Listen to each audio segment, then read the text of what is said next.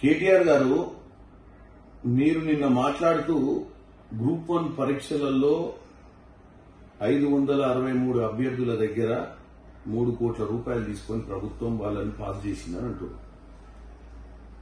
మీ హయాంలో మీరు ఎట్లా ఉద్యోగాలు ఇల్లే, మీ హయాంలో group 1, group 2, group 3, group 4 DSC పెట్టే పరిస్థితి లేకుండే.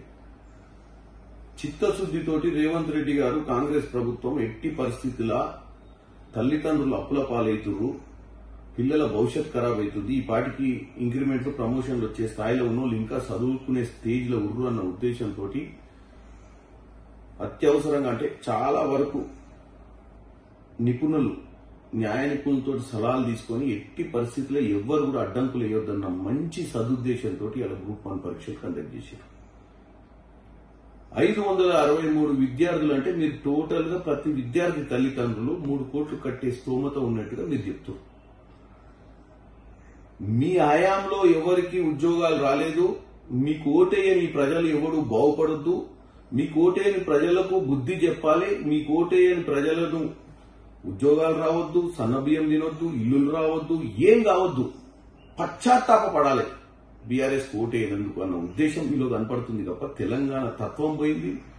మీ టీఆర్ఎస్ పార్టీని బీఆర్ఎస్ చేసినట్టే నీకు తెలంగాణ తత్వం లేదు, నువ్వు ఆర్థికంగా దోసుకున్నామన్న ఆలోచనతో నువ్వు రాజకీయం చేసినావు తప్ప ప్రజల మీద నీకు ప్రేమ లేదు. అమెరికాలో చదువుకునే నువ్వు, ఉద్యోగం చేసుకునే నువ్వు ఇండియాకు వచ్చి ఈ స్థాయికి ఎదిగి మంత్రి పదవి అనుభవించింది ఇదే తెలంగాణ ప్రజల పుణ్యాన. వాళ్ళ పిల్లలకు 563 మంది ఉద్యోగాలు వస్తే ఆ తల్లిదండ్రులు అప్పుల పాలైన తల్లిదండ్రుల గోస అయినాల్సిన అవసరం ఉంది. నువ్వు వాళ్ళందరినీ కూడా మీరు మీ రాజకీయ ఉద్దేశంతో ఇలా ప్రభుత్వాన్ని దూషిస్తలేరు, మీరు ఆ తల్లిదండ్రులను వ్యతిరేకంగా మాట్లాడుతున్నారు. ఇలా తల్లిదండ్రులకే నేను అప్పీల్ చేస్తున్నా మీడియా ద్వారా, మీరు వచ్చి తెలంగాణ ప్రజలను వీళ్ళు తప్పుతో పట్టిస్తున్నారు. మీ 563 విద్యార్థుల తల్లిదండ్రులు ఎంత ఆర్థిక పరిస్థితి ఉందో ఇలా మీరు తెలియజేయాల్సిన అవసరం. తెలంగాణలో 3 కోట్లు కట్టే పరిస్థితి మీకుంటే నిజమా కాదా తెలియాలి మీరు.